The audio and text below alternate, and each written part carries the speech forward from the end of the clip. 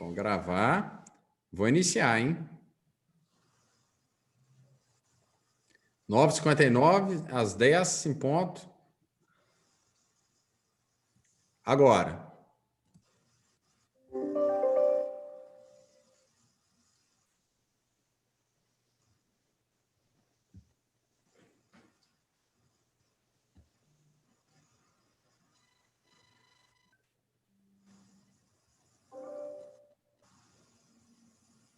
Bom, nós já estamos ao vivo no YouTube. Vamos iniciar aqui a nossa mesa redonda, que vai tratar das recentes mudanças da Lei de Falências e de Recuperação. Estamos ao vivo no YouTube. Bom, parece que replicou alguma coisa aqui, o som voltou. Bom, mas em nome da Faculdade de Direito do UniBH, agradeço a presença dos professores Hugo Leonardo Teixeira, que é professor da Faculdade de Direito Milton Campos, do professor Gustavo Guimarães, que é professor de Direito Empresarial do UniBH, e do professor Fabrício Soares. Nós vamos debater nessa mesa redonda as recentes mudanças que, na Lei de Falências e Recuperações Judiciais, por via do projeto de lei 4458 de 2020, que vai à sanção presidencial até o dia 24 de dezembro de 2020. Então, a nova Lei de Falências, essas alterações que foram substanciais, elas vão, a tendência é que sejam sancionadas, o projeto de lei seja sancionado ainda neste ano, antes do dia 24 de dezembro. Pois bem, como as mudanças elas foram substanciais, nós preparamos aqui alguns tópicos para orientar os nossos debates. Então, nós imaginamos fazer essa mesa redonda com o seguinte formato. Em primeiro, o professor Fabrício, ele vai tratar do que alterou quanto aos meios de recuperação judicial, um tema bastante relevante. Nós estamos vendo por aí, divulgado na imprensa, o DIP Financing, né, a forma do devedor se financiar durante a recuperação para se recuperar, para pagar o seu passivo.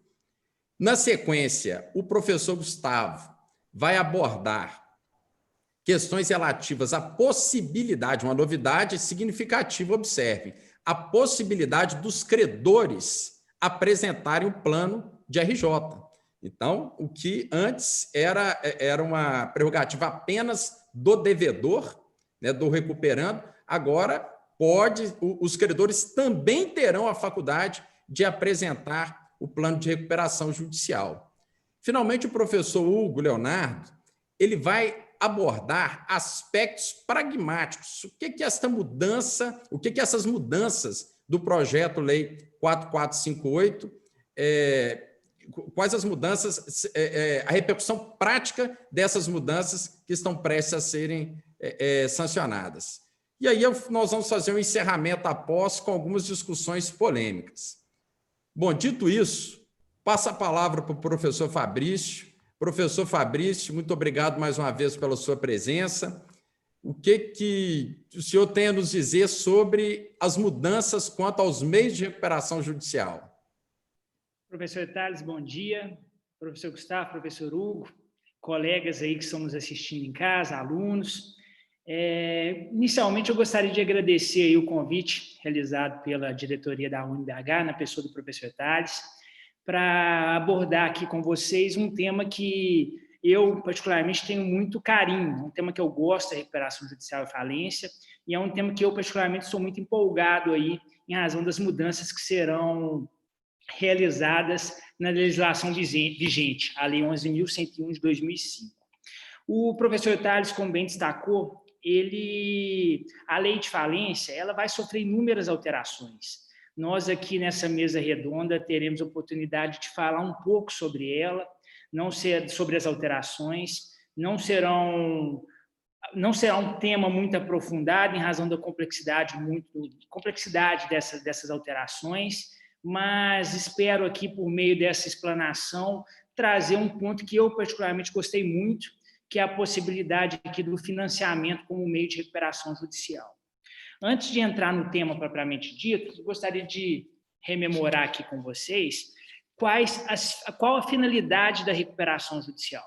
Acho importante a gente fazer essa reflexão inicialmente, porque os meios de recuperação judicial estão diretamente ligados à finalidade do procedimento, ao objetivo do procedimento. Nesse ponto, eu cito aqui o artigo 47 da Lei 11.101, que dispõe expressamente que a finalidade da recuperação judicial é viabilizar a superação de crise econômica, de modo a possibilitar a manutenção dos postos de trabalho, de possibilitar a manutenção ou a realização do interesse dos credores e, assim, consequentemente, atingir a preservação da empresa, a função social e o estímulo à atividade econômica. Esses são os objetivos da recuperação judicial, desse procedimento, e o artigo 47, que é o que dispõe expressamente sobre ele não vai ser alterado por esse projeto de lei que está aí em vias de ser sancionado pelo presidente da República.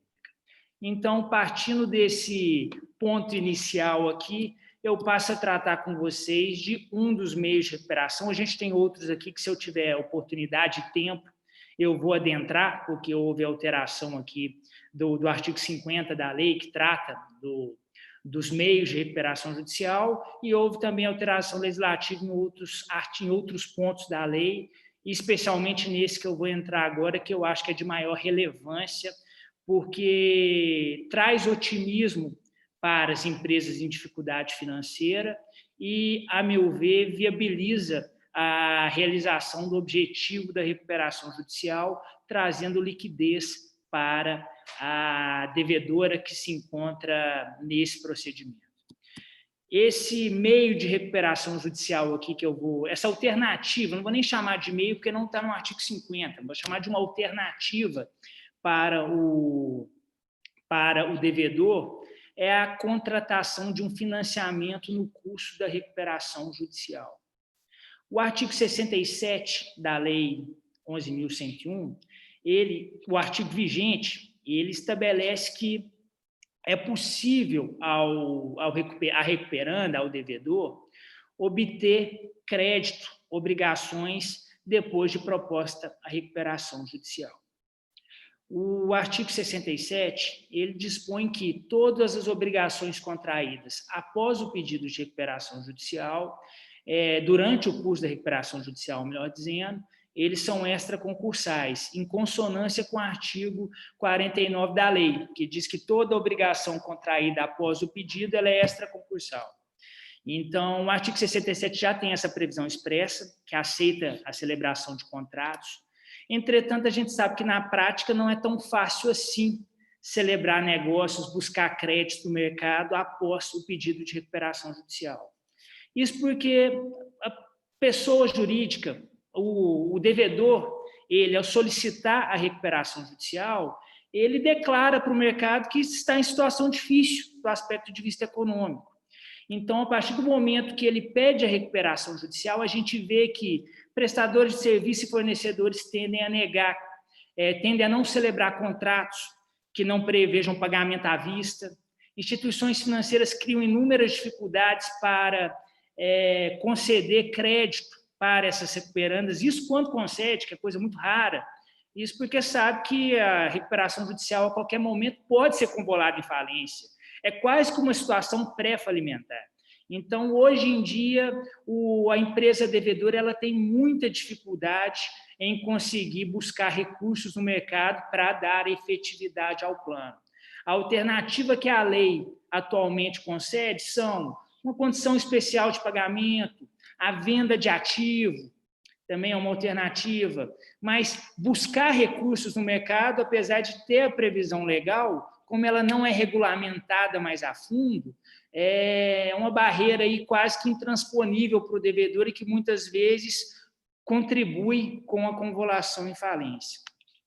O que o nosso projeto de lei, o 4.458 de 2020, trouxe de novidade, o que, repito, me deixou muito feliz e empolgado com o procedimento, é a possibilidade do devedor, no curso da recuperação judicial, celebrar contrato de financiamento mediante apresentação de garantias. O artigo 69A do projeto, ele estabelece o seguinte, eu vou pedir licença para ler o teor do artigo aqui, até porque ele é o ponto-chave do tema que eu estou abordando, acho que é de fácil compreensão e vale a pena eu destacar, até porque eu não sei se vocês aí em casa têm acesso à lei aí em mãos.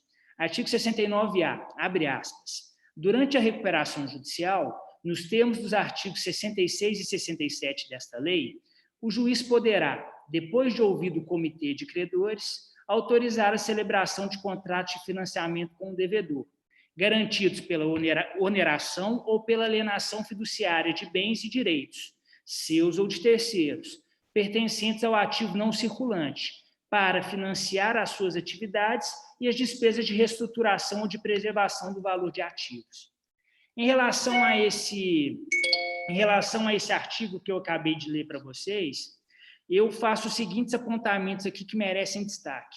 Primeiro, para a celebração do contrato de financiamento, é necessária autorização judicial expressa, devendo o juiz ouvir o comitê de credores, se o comitê, evidentemente, tiver sido instalado.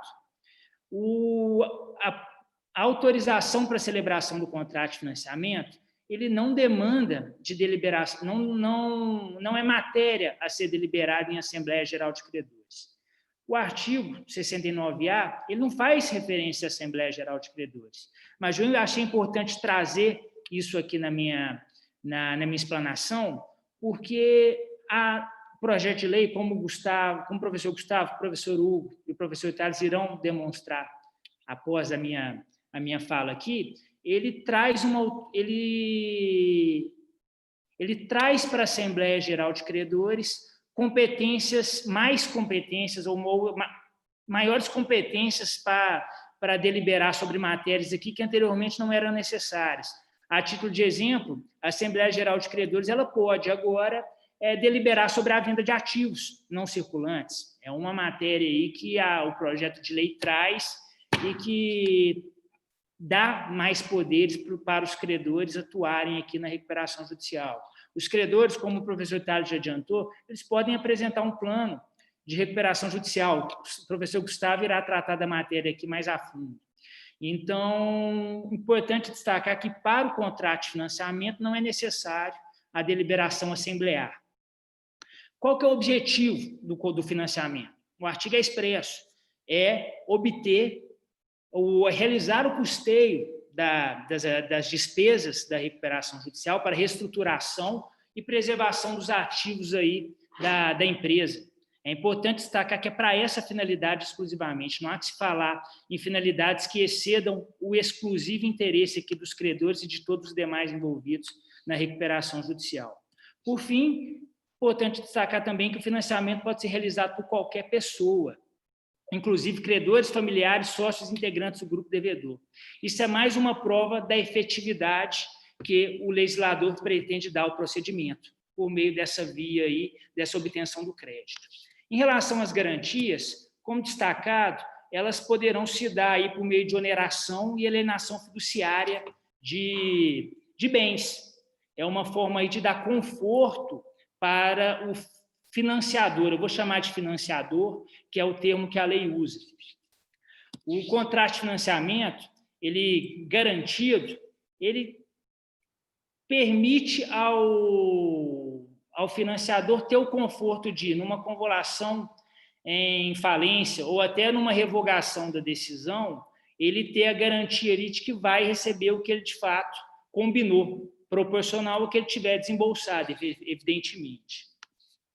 O juiz, em relação à garantia, ele poderá determinar a constituição de uma garantia subordinada. É mais uma prova aí de que o legislador pretende dar efetividade a essa busca de recursos. O juiz, ele, constatando ali que não há outros bens a serem dados em garantia e o credor e o devedor provando ser necessária a obtenção desse recurso, ele pode, sem obter a anuência do detentor da garantia original, conceder a garantia subordinada ao financiador, de modo a, assim, concluir a operação. É importante aqui destacar que, só um segundo, só um pessoal aqui, só para eu me localizar aqui. Então, vamos lá, seguindo. Como eu havia destacado, a garantia, ela prevalece, ela permanece, ainda que a decisão seja reformada pela instância superior em caso de recurso. Nesse caso, o credor fiduciário não perde a garantia por previsão expressa do artigo 69B do projeto de lei. Na convolução de falência, a mesma coisa. Se a empresa for convolada em falência, automaticamente o contrato de financiamento será rescindido e, em relação aos valores que já foram antecipados, a garantia permanecerá vigente, de modo a permitir que aquele que contribuiu para o êxito da recuperação judicial, que não ocorreu nesse caso, óbvio, possa, sim, receber os valores aí pactuados por meio da garantia consolidada, seja ela oneração, seja ela alienação fiduciária. Aqui, em razão do nosso tempo aqui, é um tempo curto, né? A gente veio tratar aqui nossa aula, acho que vai ser de 1 hora, né, professor Thales? Eu vou concluir aqui em cima disso, que, a meu ver, esse contrato de financiamento, essa possibilidade, ele vai, de fato, viabilizar a realização, aí, a conclusão de diversas recuperações judiciais. Porque a gente vê muito, hoje em dia, empresas que têm potencial para superar a crise econômica, empresas que podem, sim, manter os postos de trabalho e desenvolver o seu objeto social até com um potencial maior do que desenvolvia anteriormente, só que por falta de liquidez, ela não consegue encerrar a RJ. Nós aqui no escritório, nós até representamos uma empresa que tem um vasto patrimônio imobiliário que supere muito o valor das obrigações concursais. E no momento que a pandemia foi instalada aí, tivemos dificuldades aí para obter liquidez, porque o imóvel a gente sabe que não é de fácil realização.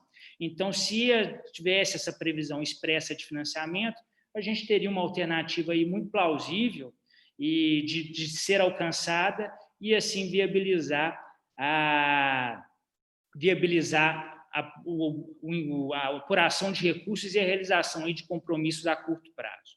Sobre o contrato de financiamento, é isso aí, ele está previsto no artigo 69A a 69D da Lei de Falência e do projeto de lei. É uma parte tranquila de leitura aí, mas que eu acho que vai ter grande repercussão.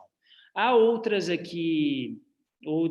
meios de recuperação judicial, tipo, que foram acrescidos à lei, que serão acrescidos à lei quando sancionado esse projeto, que é, por exemplo, a conversão da dívida existente em capital social e a possibilidade de venda integral da devedora. São temas que eu acho que merecem atenção também aqui, mas, em razão do tempo, eu acho que eu não vou poder prolongar muito, a gente vai ter que marcar um próximo compromisso, professor Thales. Mas é isso, eu agradeço a todos aí, passo a palavra para os colegas, se alguém quiser adentrar o tema, e, se não, o professor Gustavo quiser seguir, vai ser um prazer agora acompanhá-los. Um abraço a todos. Só um detalhe que eu acho importante a gente destacar, que o caput do artigo 50, que trata dos meios de recuperação judicial, ele não foi alterado. E a questão é que ele estabelece que aqueles meios de recuperação judicial no rol não taxativo, no rol exemplificativo. Eu até resgatei o caput aqui, ele diz lá, constitui meio de recuperação judicial observada a legislação pertinente a cada caso, dentre outros, 2 pontos. Então, a inserção que o Fabrício bem notou aqui, do inciso 17º e 18º, talvez fossem desnecessários, uma vez que esse rol não é taxativo e sim exemplificativo. A lei já deixava em aberto outros meios judiciais que não estavam previstos especificamente na lei. É só essa observação que eu tenho quanto a esse tema. Passo a palavra aqui para o professor Gustavo, professor Hugo, se há algum comentário sobre esse assunto. Bom dia a todos. Eu, inicialmente, aqui gostaria de parabenizar o UniBH pela iniciativa desse debate tão recente sobre essas alterações da Lei 11.101 de 2005. Não é fácil falar sobre isso nesse momento ainda incipiente, que essas alterações estão sendo trazidas à baila pelo Congresso Nacional, e ainda não tem experimentação na prática, a não ser pela experiência jurisprudencial que foi consolidada nessas alterações, né? Mas é muito louvável essa iniciativa do UniBH de discutirmos esses pontos aqui. Então, agradeço o UniBH, agradeço o professor Tades pelo convite para compormos essa mesa redonda. Agradeço os nossos alunos do UniBH, do Centro Universitário UNA, os alunos dos outros centros universitários do Grupo Ânima aí, de todo o Brasil, que estão nos assistindo simultaneamente ao vivo nesse momento, para podermos aqui juntos traçar algumas diretrizes do que nós imaginamos ser o sentido dessas alterações. Então, nesse sentido, antes de abordar meu tema, professor Tales, eu queria dizer que o senhor muito colocou, realmente o artigo 50 prevê inúmeras modalidades de meios de recuperação judicial e todos eles alternativos, não taxativos, exemplificativos utilizados pelo devedor. Mas muito louvável, na minha opinião, essa inserção dos incisos que tratam principalmente do DIP Finance, né? Porque era uma situação que, de fato, precisava de uma proteção legislativa para trazer segurança jurídica para o credor emprestar dinheiro para a situação daquele devedor em estado de recuperação judicial, né? Que a gente experimentava na prática essa dificuldade fruto da insegurança jurídica, fruto de uma espera de situação que poderia vir a ser conrolada em falência. Então, na minha visão aqui, louvável essa inserção para fins de segurança jurídica. Eu vou deixar o professor Hugo falar antes de iniciar a minha explanação. Bom dia, professor Tales. Bom dia, professor Fabrício. Bom dia, professor Gustavo. Bom dia, internautas. Gostaria de agradecer a todos a oportunidade de expressar aí a compreensão que nós temos a respeito desta nova lei de falências, desta reforma à lei de falência. E no tocante, Tales, a observação que o senhor fez sobre o artigo 50, eu compartilho o entendimento do professor Gustavo. A gente tem observado um movimento legislativo com o objetivo de atribuir segurança jurídica às relações privadas. A lei da liberdade econômica reforça a força vinculante dos contratos. E quando eu imagino que essa modalidade de financiamento foi incluída no artigo 50 e estabelecendo que o crédito irá preferir todos aqueles da ordem de preferência, foi para oferecer ao agente financiador a tranquilidade, a certeza de que o seu crédito efetivamente será realizado através do patrimônio do recuperando, antes mesmo da cobrança dos créditos, dos pedidos de restituição, acidente de trabalho, garantia real e entre outros elencados no artigo 83. Obrigado. Bom, eu vou passar para o Gustavo. Gustavo, até pelo adiantar da hora, eu passo a palavra para você para abordar aquela questão que eu considero uma das mais relevantes, que é a possibilidade dos credores apresentarem um plano de RJ. Com a palavra, Gustavo. Bom, pessoal, então, realmente é uma questão que gera até certa curiosidade em todos nós quando ouvimos falar sobre essa alteração, né? Poxa, agora os credores vão poder apresentar plano de recuperação judicial, como é que vai ser isso? Né? O que vai ser da autonomia da recuperanda, das pessoas jurídicas, né? Então, é um tema muito interessante. E nada, não poderia ser diferente quando a gente observa a estrutura das alterações que esse projeto inseriu na Lei 11.101. Vejam vocês, a Lei 11.101 atualmente conta com 200 artigos. Essa alteração legislativa que está por vir, ela alterou nada menos que 46 artigos da Lei 11.101 e acrescentou 60 artigos à Lei 11.101. Então, inovou e trouxe essa possibilidade do plano de recuperação judicial proposto pelos próprios credores e de ele ser até aprovado contra a vontade da recuperanda. Eu vou te explicar brevemente aqui como funciona a sistemática atual a respeito da apresentação do plano, só para colocar os nossos internautas e todos nós aqui na mesma linha de raciocínio. Hoje, na Lei 11.101, estando a petição inicial em termos e devidamente instruída, com a observância de todos aqueles requisitos que nós sabemos que constam do artigo 51 da Lei 11.101, o juiz, então, deferirá o processamento da recuperação judicial.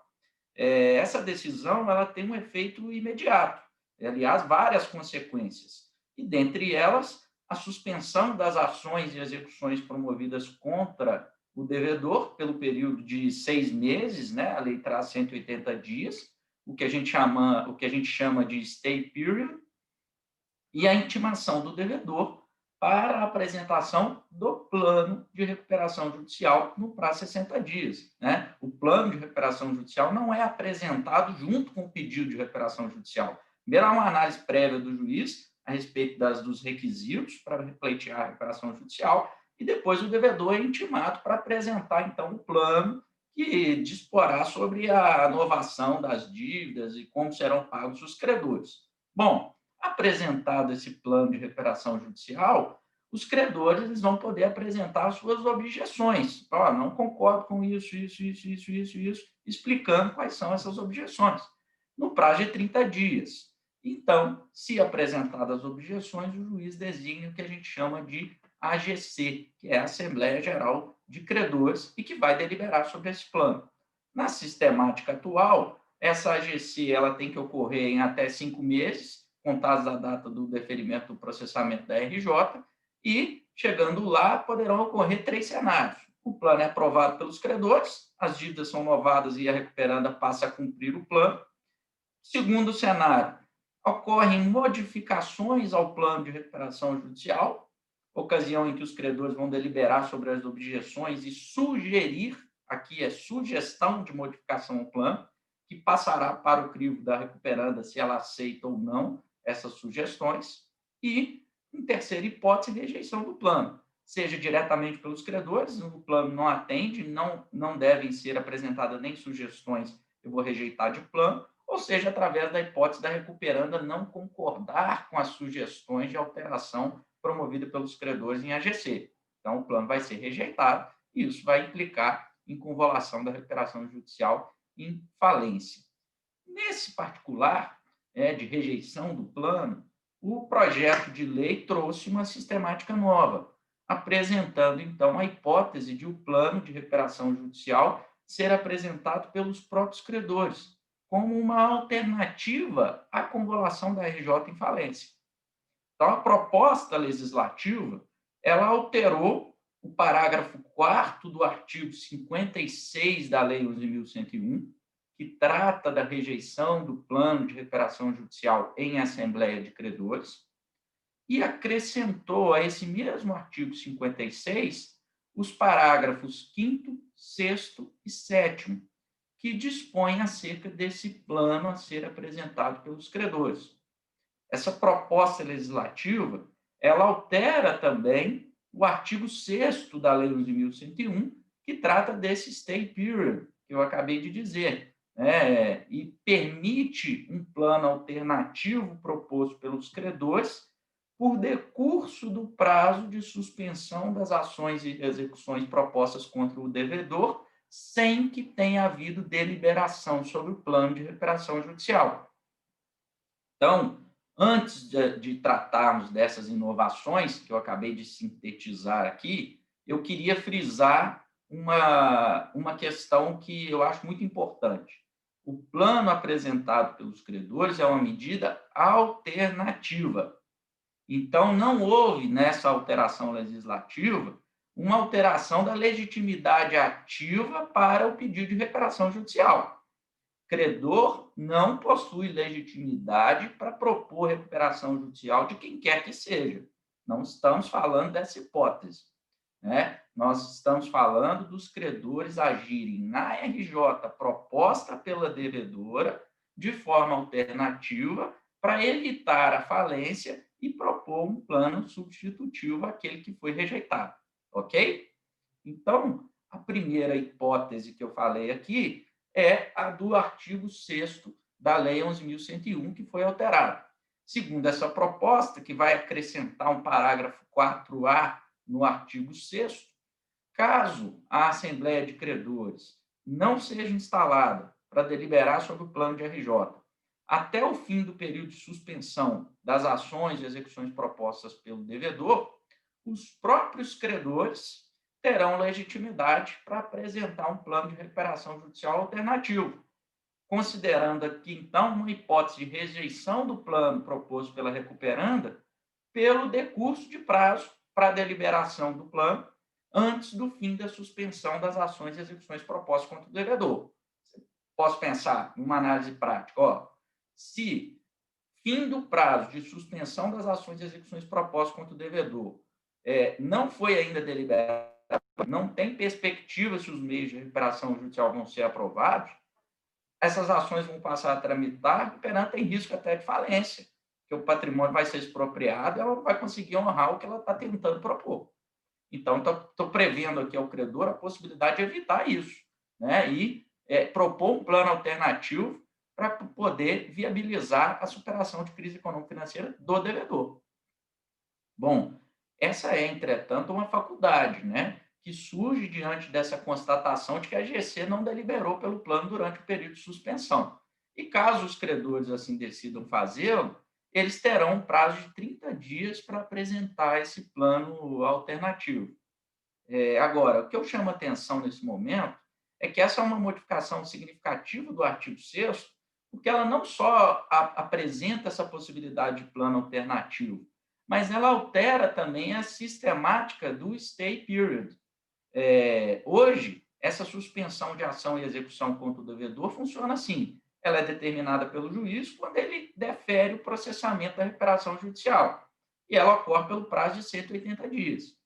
O parágrafo 4º atual do artigo 6º, ele é expresso em dizer que, em hipótese nenhuma, o juiz poderia autorizar a alteração, a prorrogação desse prazo de 180 dias. Então, ela deveria ocorrer uma única vez por 180 dias. Por construção jurisprudencial, os juízes, a requerimento da recuperanda, passaram a deferir a prorrogação dessa suspensão, né, entendimento que se consolidou aí de que poderia perdurar a suspensão até a realização da GC.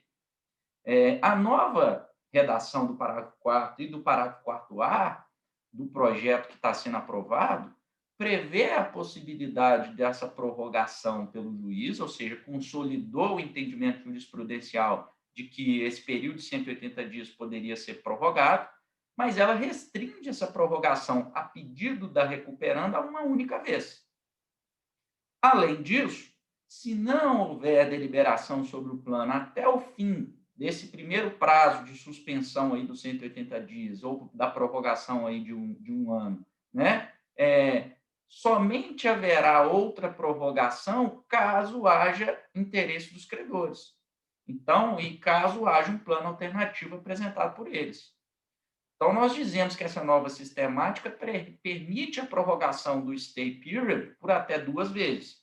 Uma, por iniciativa da recuperante e decisão do juiz. E a outra, por iniciativa dos credores, mas isso implicará em rejeição do plano originalmente apresentado pela recuperanda e a apresentação de um plano alternativo.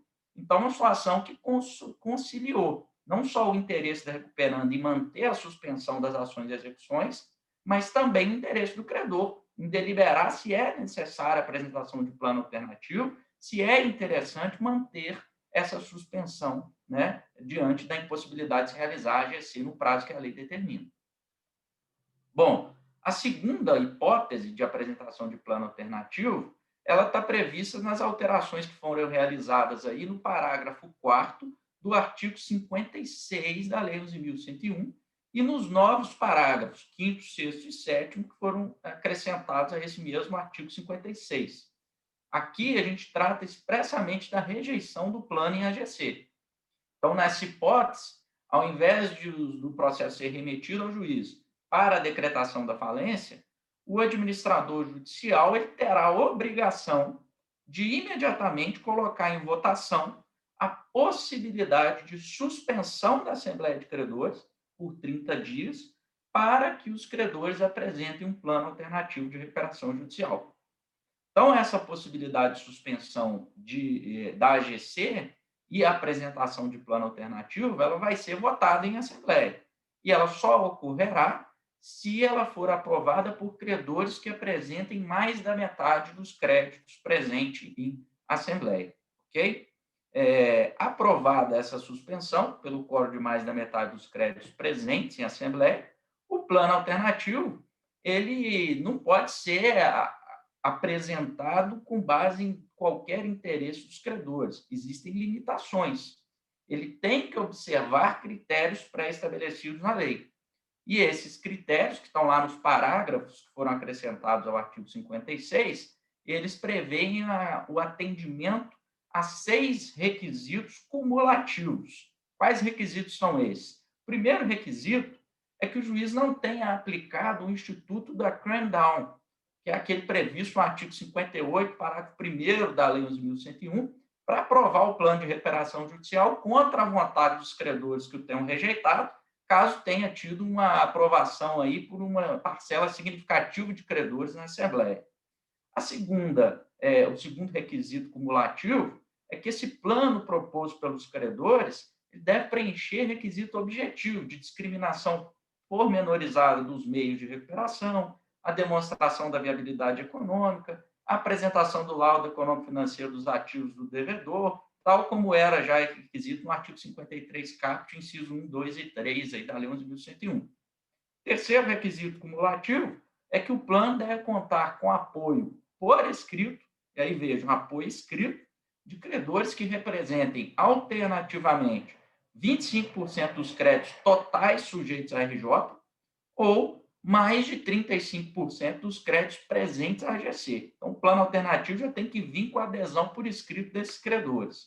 O quarto requisito, o plano não pode imputar obrigações novas, não previstas em lei ou em contratos anteriormente celebrados, aos sócios do devedor, aqui eu friso, sócios, ele pode imputar obrigações novas ao devedor, é comum que o faça, mas não pode imputar aos sócios.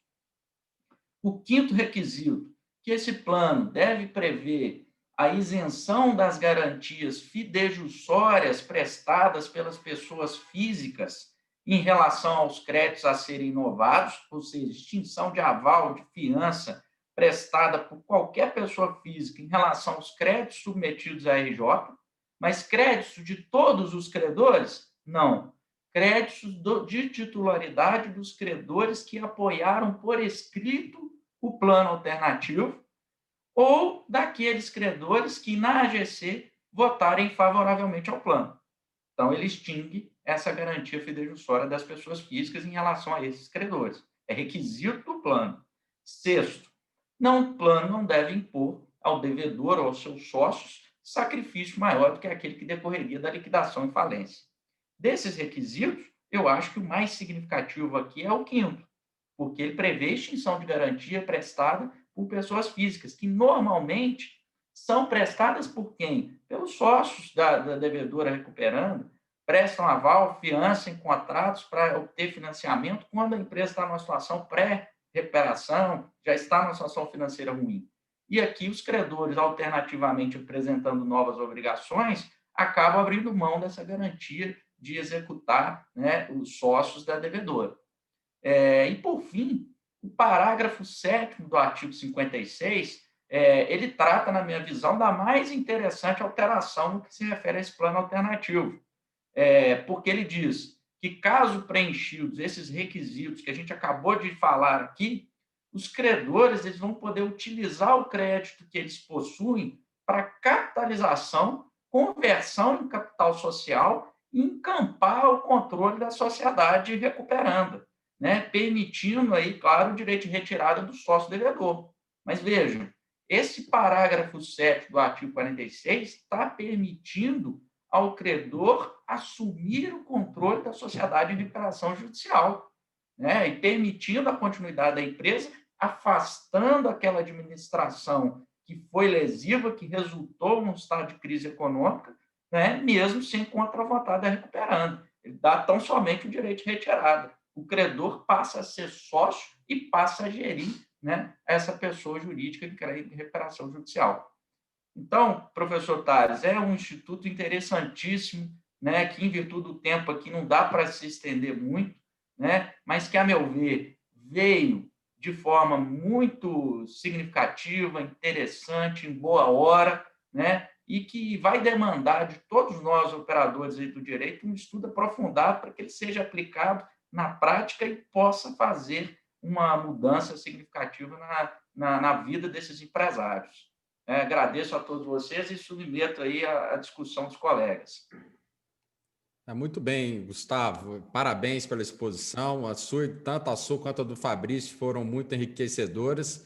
De fato, o que mais me chamou a atenção foi a possibilidade da extinção das garantias fidejussórias. E nada mais justo que isso. Na medida que os credores eles passam a assumir a gestão da recuperanda, né? Como que eu vou manter eu como sócio vou manter o meu aval, a minha fiança, né? Já que eu não tenho mais a gestão do respectivo negócio, da respectiva empresa. Então, bem interessante, de fato, a abordagem. Professor Hugo, professor Fabrício, esteja à vontade. Obrigado, Thales. Parabéns, professor Gustavo, pela exposição esclarecedora. Na verdade, eu gostaria de fazer apenas uma ressalva. Na sua exposição, você afirma que os credores, durante a GC, em caso de rejeição do plano, poderão requerer a apresentação de um plano alternativo. E esse plano alternativo deve ser apresentado num prazo de 30 dias. Apresentado esse plano no prazo de 30 dias, a AGC deve ser retomada num prazo de 90 dias, nos termos do parágrafo 9º do artigo 56. Isso até para viabilizar os demais credores conhecer aquele plano alternativo que está sendo proposto, aderir, eventualmente, a este plano alternativo, né? Então, é a única observação que eu gostaria de fazer. No mais, eu estou inteiramente de acordo com a sua leitura, com a sua compreensão acerca deste novo e relevante instituto.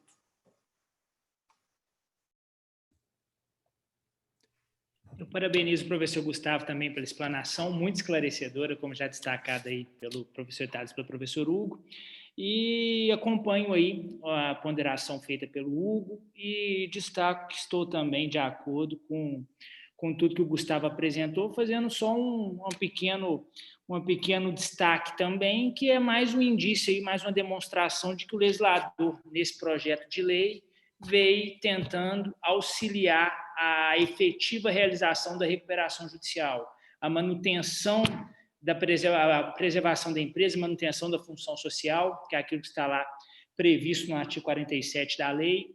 Então, é aquilo. Antes, se o plano fosse rejeitado, automaticamente era convolução e falência. Agora, é mais uma alternativa, muito polida pelo legislador aqui, nesse aspecto, como o Thales destacou, em relação às próprias garantias prestadas aí pelos sócios. Então, eu acho que vai ser muito bem recepcionada aí pela prática jurídica e, com o tempo, a gente ainda vai conseguir trabalhar isso de forma ainda melhor.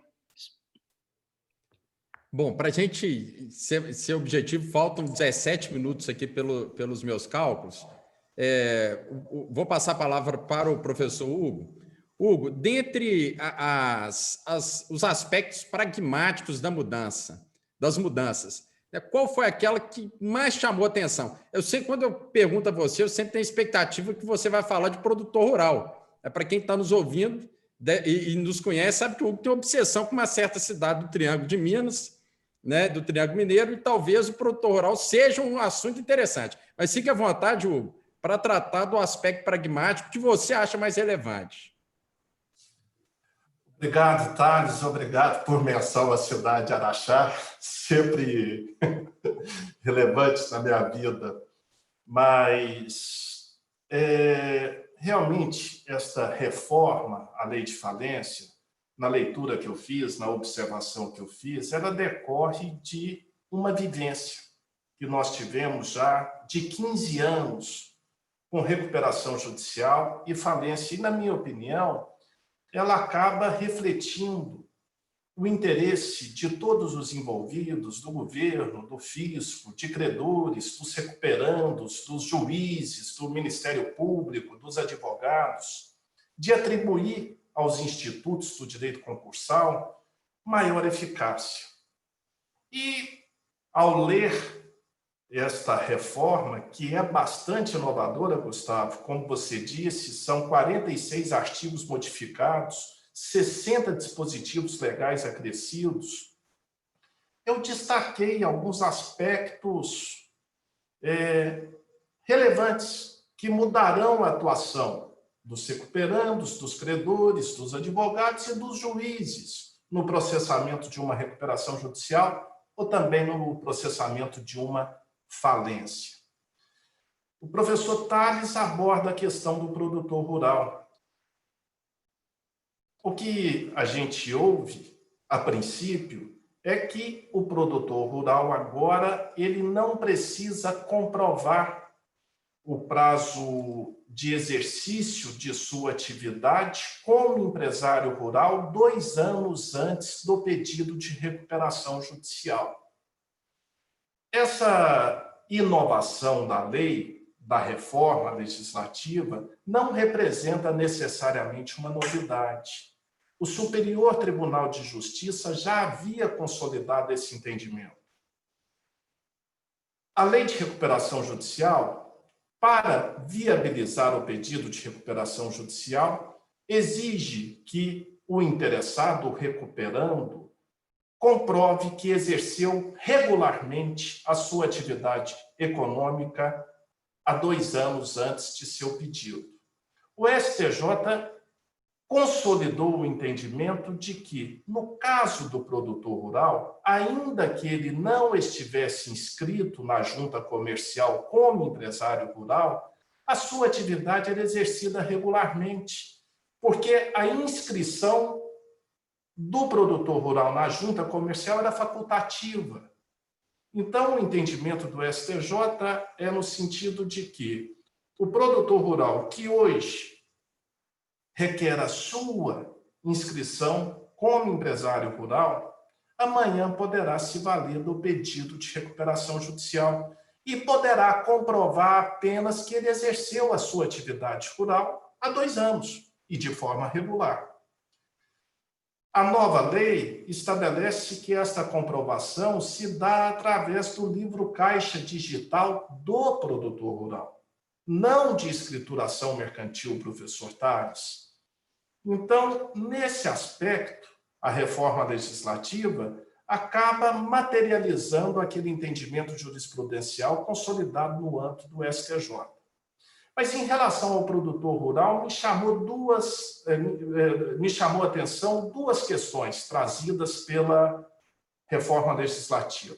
A primeira delas é de que não entrará no âmbito da recuperação judicial os créditos, os débitos, melhor dizendo, do produtor rural, decorrentes da aquisição de propriedades rurais nos 3 anos anteriores ao pedido de recuperação judicial. Então, o produtor rural que adquire um imóvel rural 3 anos antes do pedido de recuperação, ele não poderá sujeitar esta sua obrigação à RJ e obter, eventualmente, deságio ou prazo de carência. A outra circunstância que me chama muita atenção do produtor rural é um tratamento especial que ele recebe. Talvez o termo especial não seja muito adequado. Um tratamento talvez até mais restritivo que os demais empresários. O artigo 6º, o parágrafo 6º do artigo 51, que trata dos requisitos da petição inicial, estabelece que o produtor rural, ao requerer a recuperação judicial, deverá não apenas demonstrar a sua crise financeira, mas a crise de insolvência, caracterizada pela insuficiência de recursos financeiros ou patrimoniais com liquidez suficiente para liquidar as suas dívidas. Ou seja, de um empresário comum não se exige que ele prove situação de insolvência, mas do produtor rural, o artigo 51, parágrafo 6º, oriundo aí da reforma legislativa, exige que ele comprove o seu estado de insolvência. É uma inovação que certamente restringirá a recuperação judicial a alguns produtores rurais. Professor Tales, extrapolando a questão do produtor rural, me chama muita atenção a questão do crédito trabalhista. A primeira inovação que está prevista no artigo 6º após a reforma legislativa. Serão suspensas as execuções trabalhistas contra devedores solidários e subsidiários, não apenas contra a recuperanda, até a extinção da recuperação judicial. A gente, além de exercer a nossa atividade acadêmica, a gente milita no direito empresarial e sempre acompanhou aí os percalços do empresário que tinha as execuções suspensas contra ele, especialmente as trabalhistas, ele, empresário, sociedade empresária, mas via-se absolutamente pressionado em razão do artigo 10A da CLT, estabelecer a responsabilidade subsidiária dos sócios, inclusive dos sócios retirantes, pelo passivo trabalhista. Agora, com essa reforma legislativa, a gente percebe que as execuções trabalhistas ficarão suspensas, inclusive contra os devedores subsidiários e solidários, até a extinção da recuperação judicial. Outro ponto em relação ao crédito trabalhista que me chamou muita atenção. O artigo 54 estabelece que o crédito trabalhista deve ser liquidado no prazo de 1 ano a contar da aprovação do plano. Agora foi acrescido um parágrafo a este dispositivo que estabelece que este prazo poderá ser estendido até 2 anos, desde que haja garantia suficiente para a liquidação do crédito trabalhista e desde que os credores trabalhistas aprovem e desde que haja garantia do pagamento integral do crédito trabalhista. Esse dispositivo, embora à primeira vista fale o óbvio, ele traz uma inovação importantíssima e encerra uma discussão jurisprudencial e doutrinária. Quando o parágrafo 2º do artigo 54 estabelece que eu poderei estender o pagamento do crédito trabalhista até 2 anos, desde que haja garantia do pagamento da integralidade, ele quer dizer, por linhas tortas, que poderá haver aplicação de deságio no crédito trabalhista se ele for liquidado no prazo de 1 ano. A garantia da integralidade do pagamento do crédito trabalhista, de acordo com a nova redação, é apenas quando a sua liquidação ocorre num prazo de 2 anos. Essa análise, ela modifica o entendimento jurisprudencial e doutrinário a respeito.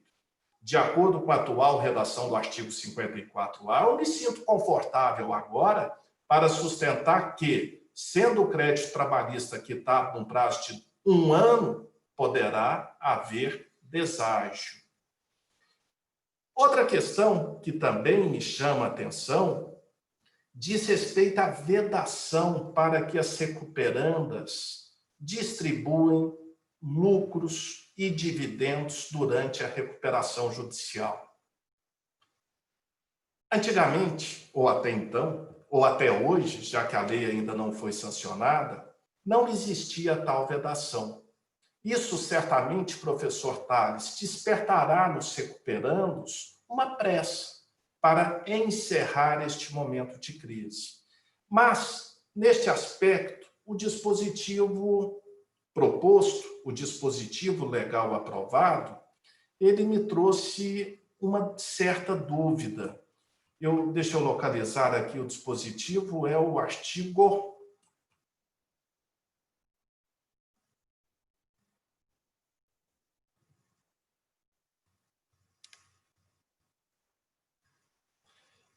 É o artigo 6A da Lei de Falência que estabelece: é vedado ao devedor, até a aprovação do plano de recuperação judicial, distribuir lucros ou dividendos a sócios e acionistas, sujeitando o infrator ao disposto no artigo 168 desta lei. A hora que se fala em lucro, alcança-se, pelo menos em tese, os trabalhadores que têm direito à participação nos lucros, debenturistas que têm direito à participação nos lucros. Eu vou restringir a distribuição de dividendo apenas a sócio e acionista. A parcela do lucro que é destinada a sócio e acionista é chamada legalmente de dividendo. Dividendo é a parcela do lucro distribuída a sócio ou acionista. Mas o artigo 6A trata também de lucros. Então fica a dúvida. Embora ele tenha limitado a sócio e acionista, quando ele fala de lucro, será que ele quer restringir também a distribuição de lucros aos administradores, aos CEOs, aos empregados? Me parece que essa seja a intenção do legislador. Afinal, não seria justo que uma empresa em recuperação judicial, com todas as execuções suspensas, permanecesse distribuindo lucros a empregados, a gestores e assim por diante. Professor Tales, eu tinha mais alguns aspectos a tratar, mas o tempo é curto e certamente a estrela da manhã é você e todos nós estamos ansiosos para ouvir aí as suas reflexões sobre essa reforma legislativa. Eu agradeço a atenção de todos e, mais uma vez, parabenizo você pelo evento, professor Tales. Eu só não sei de onde você tirou que eu sou estrela. Na verdade, eu sou mediador. Vocês que teriam que falar e eu apenas fomentar o debate. Mas já que o Hugo encheu minha bola aqui, eu tenho obrigação de falar um tema que me chamou muita atenção nessa alteração, né? Nessa mudança da lei de falências. Bom, gente, olha só. A medida provisória 881 de 2019, que perdeu a eficácia, havia introduzido o artigo 82A, ainda na Lei 11.101 de 2005, tal como ela é. Bom, e esse artigo vedava a extensão dos efeitos da falência a sócios de responsabilidade limitada. Essa medida provisória perdeu eficácia.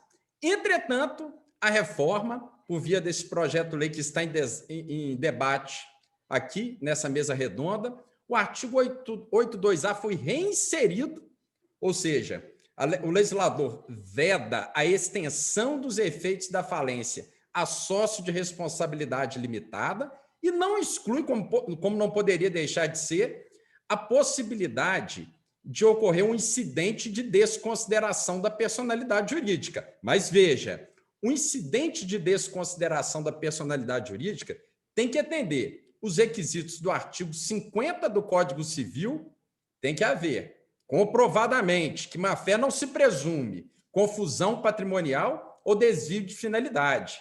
Tudo definido lá no artigo 50, tanto que é confusão patrimonial e desvio de finalidade. E mais, o incidente de desconsideração deve observar o procedimento próprio que se consta do Código de Processo Civil, sobretudo o artigo 135 do CPC, que é citado, gente, expressamente nesta reforma da Lei 11.101. Ou seja, o réu, aquele que será atingido, eventualmente atingido, pelo incidente de desconsideração da personalidade, observe, não se fala mais em extensão dos efeitos da falência, que, na minha visão, era um absurdo. Era utilizado de forma abusiva por alguns que quebravam atividades empresárias que eram saudáveis por meros indícios, por meras ilações, sem qualquer tipo de prova concreta. Agora, não. Não existe mais a extensão dos efeitos da falência. Eu preciso do incidente de desconsideração e observar, sobretudo, o contraditório. Havia, a meu ver, o abuso na utilização dessa extensão dos efeitos da falência, porque muitas vezes alguns administradores judiciais chegavam a pedir até, pasme, tutela antecipada, tutela de urgência para, inaudita altera parte, sem ouvir a pessoa atingida, decretar a extensão dos efeitos da falência.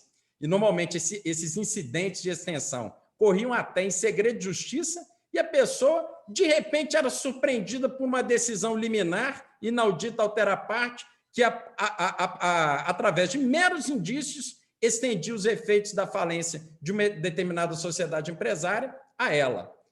Então, esta é, para mim, uma mudança significativa. Existe um incidente de desconsideração. Você me pergunta, cabe tutela de urgência no incidente de desconsideração? Eu, particularmente, se eu fosse juiz, dificilmente eu daria. Né? Não bastam meros indícios. Eu tenho que ter prova robusta de que há confusão patrimonial e desvio de finalidade. Porque, senão, gente, observe, são tão sérios os efeitos da desconsideração que ele pode encerrar a atividade empresária de determinada pessoa, pode inviabilizar a atividade empresária de uma determinada pessoa e aí perdas de postos de trabalho, menos circulação de dinheiro na economia, uma tragédia econômica. É o que normalmente acontece com a aplicação indiscriminada desse instituto excepcional que é a desconsideração da personalidade. E mais, a utilização desse instituto de forma abusiva, sem amparo em prova robusta, ele acarreta, inclusive, responsabilização civil do administrador judicial. Eu cito aqui para vocês o disposto na Lei 11.101, que não foi alterado, artigo 32, dizendo que o administrador judicial responde pelos prejuízos causados à massa falida, ao devedor e aos credores por dolo ou culpa.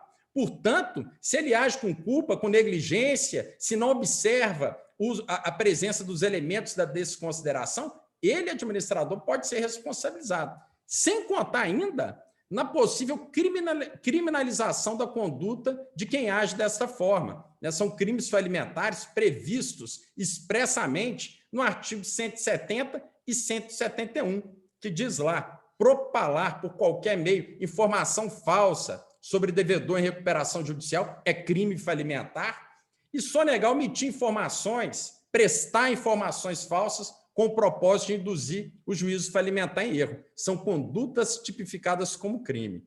Então, eu termino essa abordagem, a extensão dos efeitos da falência sempre me incomodou muito, da forma abusiva como era utilizada em determinados casos, e gostaria que a gente fechasse, Hugo, Gustavo e Fabrício, debatendo um pouco sobre essa questão. Nós temos mais 10 minutos para encerrar.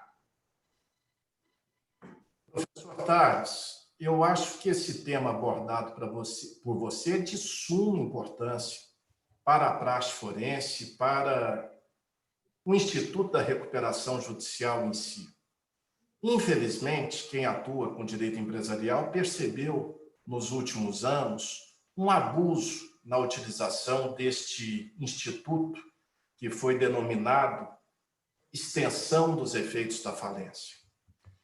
Existem incidentes de extensão dos efeitos da falência que atinge 10, 15, 20, 30, 40 réus. Esses incidentes, na maioria das vezes, têm uma liminar deferida para se decretar a falência através de liminar inaudita altera parte. É uma deturpação tão grande desse instituto que a essas pessoas é oferecido um tratamento pior do que aquele oferecido ao próprio falido. Você fez uma pergunta: cabe pedir tutela antecipada em incidente de desconsideração de personalidade jurídica? Eu acho que não cabe. Mas eu tenho certeza que não cabe tutela antecipada em pedido de falência. A lei não prevê. Então, por que caberia tutela antecipada em incidentes de desconsideração de personalidade jurídica para fins falimentares? Como atribuir a um terceiro um tratamento pior do que aquele que a lei garante ao próprio falido? Mas, sobre esses incidentes, eu gostaria ainda de fazer uma observação. A gente acompanha, a gente sabe da existência de incidentes que atingem 60 réus, 50 réus, e a verdade é que a gente não sabe qual será a conclusão desses institutos. A reforma legislativa fala em consolidação processual e consolidação substancial. A consolidação processual quer dizer que várias empresas de um mesmo grupo poderá requerer em conjunto recuperação judicial, mas toda a sua autonomia patrimonial continuará sendo respeitada. Cada um terá os seus ativos, cada um terá as suas obrigações, haverá um plano para cada um especificamente, uma GC para cada um especificamente. A lei somente autoriza a consolidação substancial na hipótese de desvio de finalidade, na hipótese de confusão patrimonial. Hipótese esta que aí sim será considerado um único ativo, um único passivo, será feita uma única GC. Mas nesses incidentes de recuperação judicial que a gente tem acompanhado, não há qualquer indício de confusão patrimonial, de desvio de finalidade, de violação ao princípio da autonomia patrimonial desses réus. Eu, particularmente, não sei como que essas ações serão extintas. Imagina, cada um desses 60 réus tem os seus próprios empregados, tem os seus próprios credores. Será que todos serão colocados numa mesma caixa? Será que todos serão colocados numa mesma ordem de gradação legal? Eu, particularmente, acho que essa reforma legislativa acaba sendo uma luz no fim do túnel para que o judiciário encerre esses incidentes que foram propostos, em minha opinião, até mesmo de forma abusiva. É o que eu tinha aqui a esclarecer a respeito da sua observação, professor Tales. Gustavo e Fabrício, alguma observação ou podemos encerrar? Professor Tales, assim, eu só tenho a parabenizar a sua explanação, porque foi um tema extremamente discutido ao longo dos anos e permanece essa névoa tramitando nas varas empresariais relacionadas a incidentes. Corroboro aqui todas as palavras que o senhor e o professor Hugo disseram a respeito da angústia que isso causa nos empresários e em nós, profissionais do direito. E só tem um acréscimo a dizer que corrobora tudo isso. O senhor mencionou o dispositivo da nova lei que veda a extensão dos efeitos da falência. E, além disso, a própria lei ainda trouxe um novo dispositivo, que é o 6C, que diz o seguinte: é vedada a atribuição de responsabilidade a terceiros em decorrência do mero inadimplemento de obrigações do devedor falido ou em recuperação judicial, ressalvadas as garantias reais e fidejussórias, bem mais as demais hipóteses reguladas por esta lei. Então, aquela ideia de que incidente de extensão de efeito de falência caberia em caso da massa falida não ter patrimônio suficiente para honrar o pagamento aos seus credores, ela está completamente rechaçada pela Lei 11.101 nessa nova proposta legislativa. Era isso que eu tinha a acrescentar. Está perfeito. Bem lembrado do artigo C, é o 6º C, não é isso? Exatamente. Fabrício, algum comentário final? Thales, acho que em razão do horário a gente não pode nem prolongar muito, né? Mas eu queria parabenizar você pela explanação, um tema muito pertinente, eu acho que a gente tem que trazer ele à baila sempre que possível.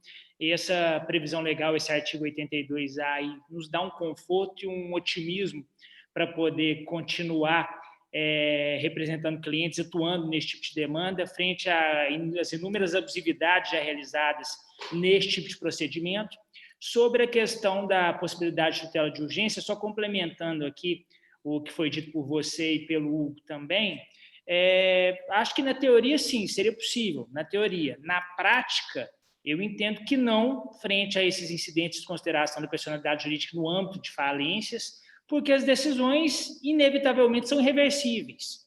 Os efeitos da falência são muito graves, de modo que qualquer empresa afetada pela extensão dos efeitos da falência por meio de uma decisão provisória, ela não consegue se restabelecer. Então, o que confirma aí o posicionamento já apresentado por vocês quanto à impossibilidade da decisão provisória em relação à matéria. No mais, é agradecer a oportunidade aí de poder participar dessa mesa redonda, foi um prazer, espero que a gente possa marcar outra em breve, até porque tem muita matéria para a gente discutir nesse projeto de lei, né? E é isso, eu estou sempre à disposição da Uni aí, do Grupo Ânima, que vocês precisarem, podem contar comigo, um abraço a todos, bom dia. Bom, gente, então vou encerrar, até por conta do horário, nós ultrapassamos 10 minutos do que havia sido programado.